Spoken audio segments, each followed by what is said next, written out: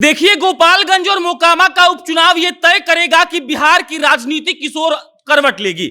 लेकिन गोपालगंज का चुनाव इसीलिए खास है क्योंकि तेजस्वी यादव के मामा साधु यादव कह रहे थे कि हम चुनाव लड़ेंगे। कई लोगों को इस बात पर विश्वास नहीं हो रहा था। कई लोगों का कहना था कि साधु यादव अंत में बैठ जाएंगे और इस बार गोपालगंज सदर की जो सीट है वो कैसे भी महागठबंधन यानी कि आरजेडी के खाते में चली जाएगी।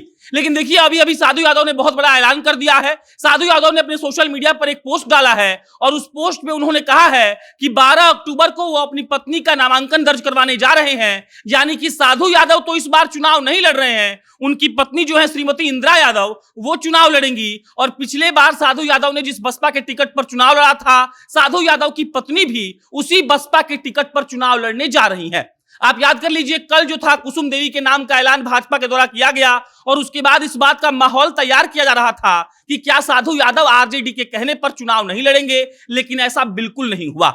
मामा बात नहीं माने और अब लगता है कि आरजेडी की लुटिया गोपालगंज में डुबो दी जाएगी। बहरहाल हम इस वीडियो में इसी बात पर चर्चा करेंगे, लेकिन उससे पहले नमस्कार स्वीकार करिए। मेरा नाम प्रशांत राय है। ये वीडियो रोडवेज के द्वारा प्रायोजित है। रोडवेज बिहार की एक ऐसी टैक्सी की कंपनी है जो एक तरफ का किराया लेकर आपको पूरे बिहार भर में घुमाती है। आपको पटना से बिहार के किसी भी गांव में जाना है या बिहार के किसी भी गांव से पटना आना है तो आप एक तरफ का किराया देकर रोडवेज के थ्रू सफर कर सकते हैं। आपको प्ले स्टोर पर जाना है, रोडवेज ऐप डाउनलोड करना है और बहुत ही कम पैसे में सफर का आनंद लेना है। बहरहाल लौटते हैं गोपालगंज के समीकरण पर।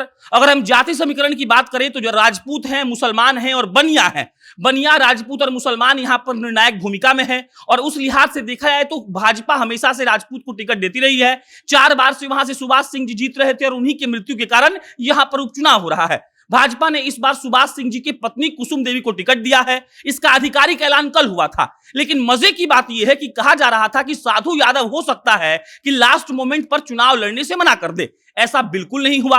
बसपा के टिकट पर साधु यादव ने अपनी पत्नी इंदिरा यादव को उतार दिया है और 12 अक्टूबर को साधु यादव की पत्नी जाएंगी नामांकन करने। साधु यादव बकायदा इस बात का पोस्ट डाल चुके हैं, बकायदा कई मीडिया चैनल को इंटरव्यू दे चुके हैं और वो बार बार कह रहे हैं कि देखिए, पिछले बार जो चुनाव हुआ था उसमें दूसरे नंबर पर हम रहे थे, जो तीसरे नंबर पर प्रत्याशी था वो महागठबंधन का था। और आपको जानकारी के लिए बता देते हैं कि पिछले बार 3 नंबर पर रहे थे कांग्रेस के आसिफ गफूर और उनके चलते ही साधु यादव इस बात का दावा कर रहे हैं कि जब मेरे पास ज्यादा वोट था तो आखिर महागठबंधन ने हमको क्यों नहीं चुना। वो खुलकर इस बात की मांग तो नहीं कर रहे हैं कि हमको चुनना चाहिए, वो खुलकर ये भी नहीं कह रहे हैं कि हमको टिकट मिलना चाहिए। लेकिन साधु यादव ही तेजस्वी यादव का खेल बिगाड़ सकते हैं और अब लग रहा है कि तेजस्वी यादव, आरजेडी और महागठबंधन का खेल साधु यादव कहीं ना कहीं बिगाड़ चुके हैं। साधु यादव की पत्नी जब 12 अक्टूबर को नामांकन करने जाएंगी तो इस बात पर मुहर लग जाएगी कि इस बार भाजपा की कुसुम देवी फिर से जीतेंगी। आपको पता है साधु यादव कौन है। साधु यादव एम और वाई यानी कि मुसलमान और यादव का वोट गोपालगंज में काटेंगे। साधु यादव का अपना पर्सनल वोट है। उनके राजनीतिक इतिहास से भी आप परिचित होंगे। वो सांसद रह चुके हैं, विधायक रह चुके हैं और साधु यादव का अपना फैन फॉलोइंग, अपना प्रशंसक वर्ग है जो गोपालगंज में है। और अब अगर साधु यादव वहां से चुनाव लड़ रहे हैं, उनकी पत्नी चुनाव लड़ रही हैं, तो यह बिल्कुल अब साफ हो चुका है कि भाजपा वहां से बाजी मार सकती है।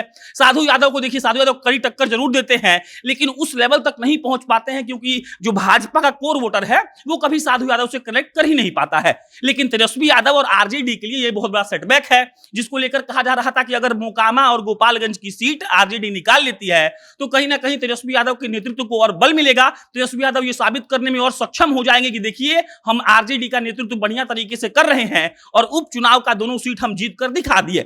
लेकिन गोपालगंज का सीट साधु यादव के आने से अब लड़खड़ा सा गया है। अगर साधु यादव वहां पर जाएंगे, चुनाव लड़ेंगे तो बेशक यादव का जो वोट है, मुसलमान का जो वोट है, जो आरजेडी का कोर वोट है, वो कहीं ना कहीं वो अपने पक्ष में खींचेंगे और इससे सीधा फायदा भाजपा का होगा।